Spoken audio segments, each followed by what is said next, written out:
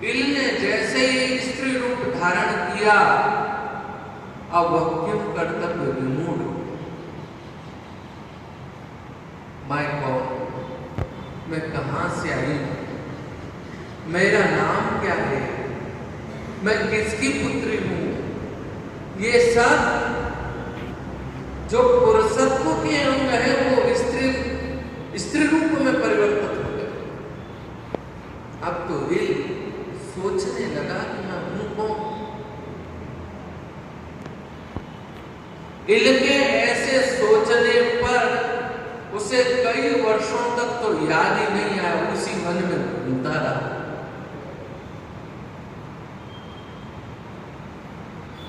एक समय वहीं से बुद्ध निकल रहे थे। बुद्ध चंद्रमा के पुत्र है, बुद्ध निकल रहे थे। तो बुद्ध को इला को देख करके उसके ऊपर आकर्षित हो गए। पर बुद्ध को पता था कि इस वन में जाऊंगा तो मैं भी स्त्री रूप हो जाऊंगा। फिर उन्होंने इला को इशारे से अपनी तरफ बुलाया।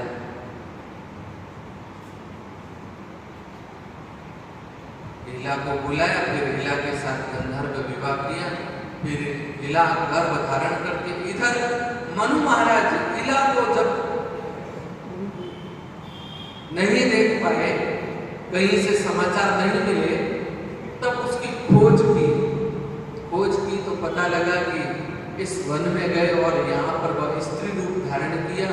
तो फिर भगवान शंकर की आराधना, भगवान शंकर की तपस्या की, भगवान शिव की तपस्या करके भगवान शिव को प्रसन्न किया। भगवान शंकर तो बहुत सहज में प्रसन्न होते हैं, बहुत सीधे साधे भगवान। हम तो उनके नाम के आगे पता क्या लिखते हैं, भोलेनाथ।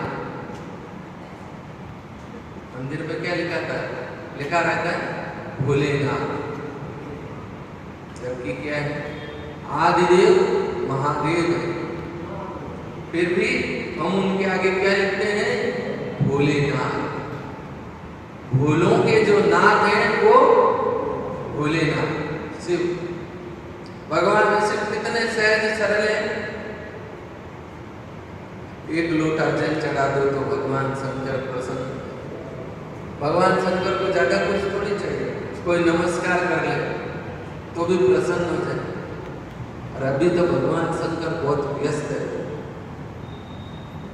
एक तो श्रावण मास और दूसरा आजकल वो टीवी पर भी कई सारे बोलते रहते हैं, ये करो तो ये हो जाए, ये करो तो ये हो जाए। कोई बिल पत्र चढ़ाओ, कोई पीपल के पत्ते चढ़ाए, कोई बड़ के पत्ते चढ़ाए, कोई खिचड़ी जी के पत्ते चढ़ाए, कोई शहद लगाए, कोई क्या लगाए।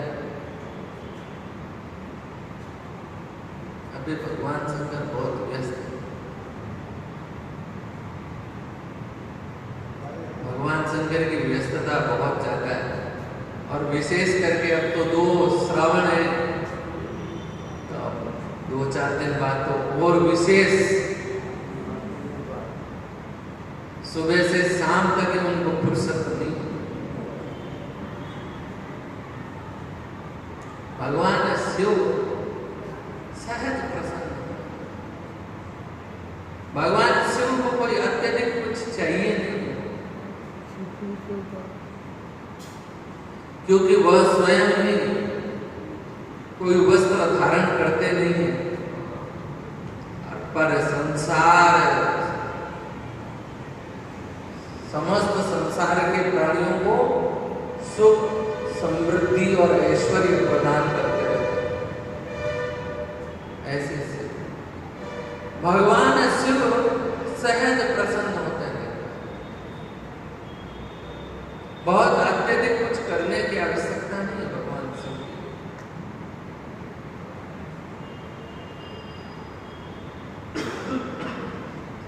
की। एक चोर था,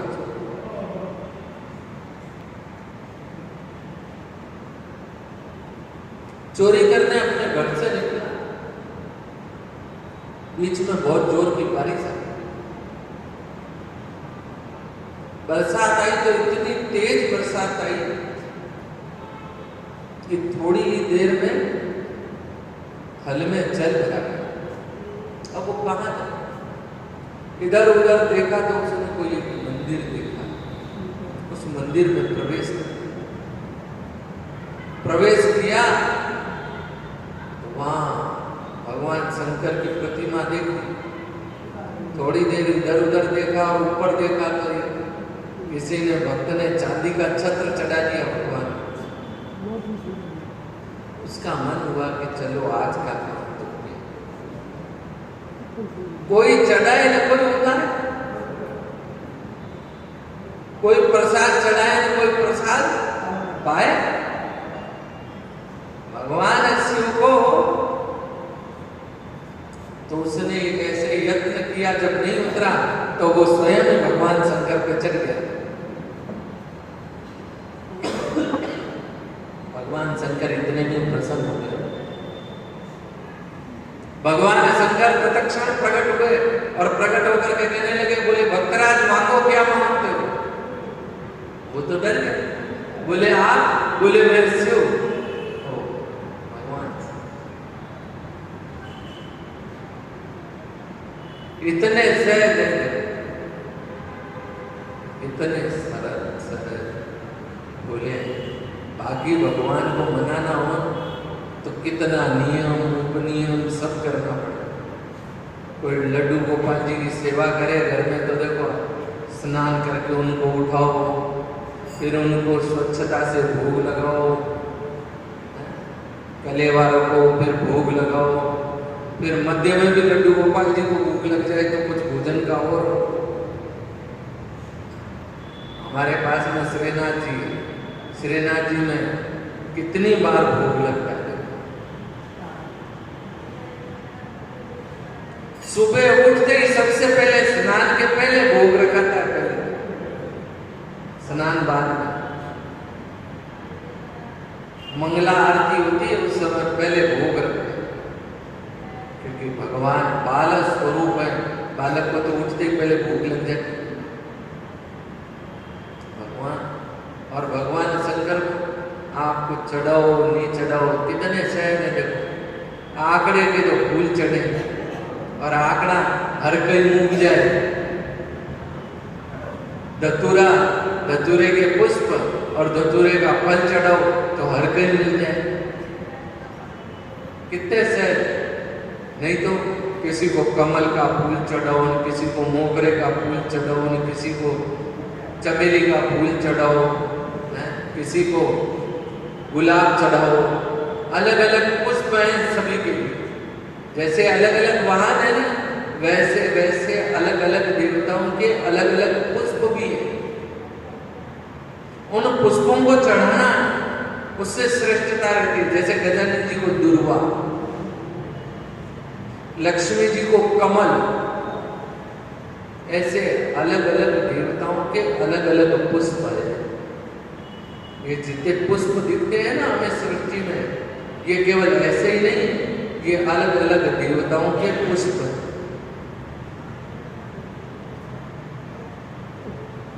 तो भगवान कितने सहज। और कई लोग तो भगवान शिव को भांग चढ़ा दे।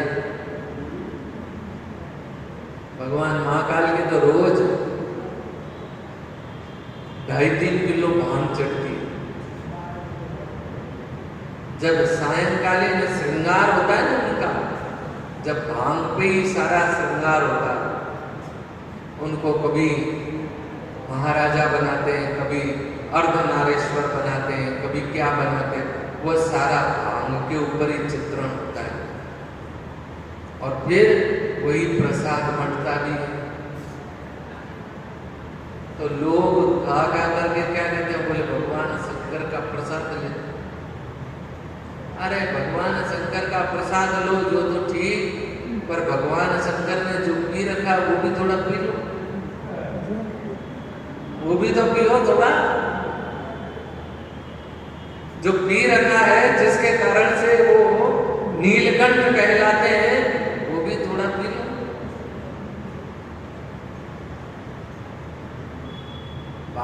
पिए, कोई क्या पिए, कोई क्या पिए, कोई चिलम लगाए, कोई तो क्या कहे, बोले भगवान शंकर ने तो पीते। अरे देखा क्या किसी ने? ये तो आपने हमने भजन बना दिए।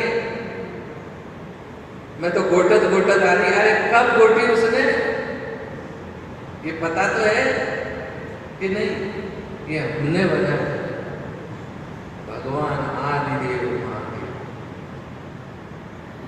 उनके पीछे हम ऐसा कुछ कह नहीं सकते। यह तो हमारे अनुसार जुड़ गए।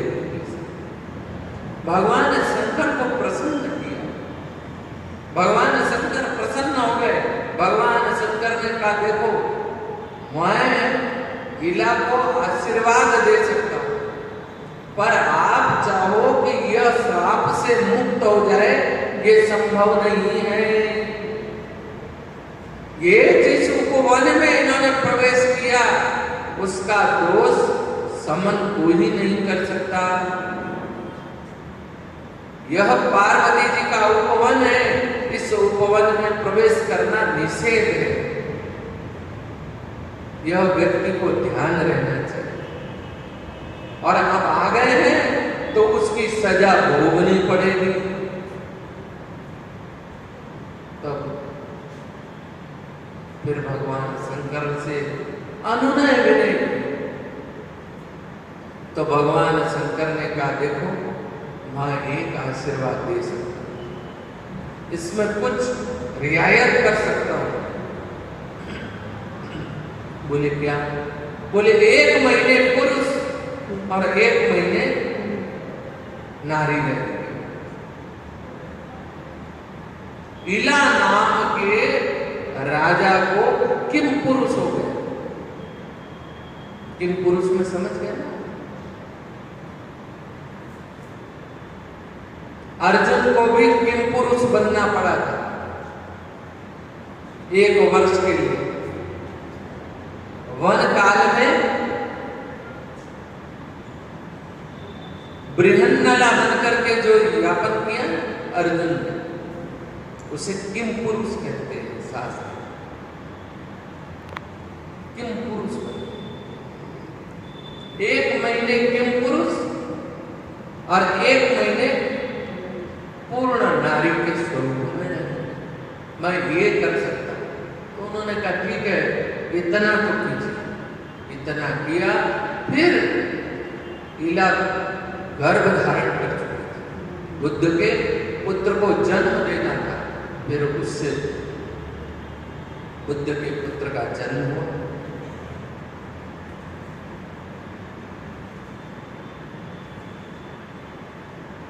और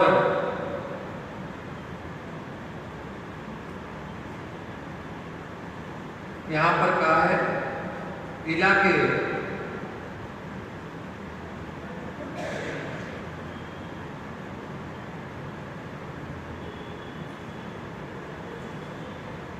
फिर भगवान शंकर ने कहा कि इक्ष्वाकु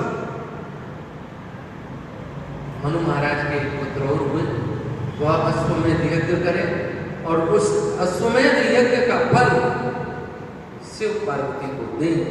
तब यह जो मैंने उपाय बताया है, यह उपाय उनके ऊपर होगा। और यह कहकर के भगवान वहां से अंतर्ध्यान हो गए। और इधर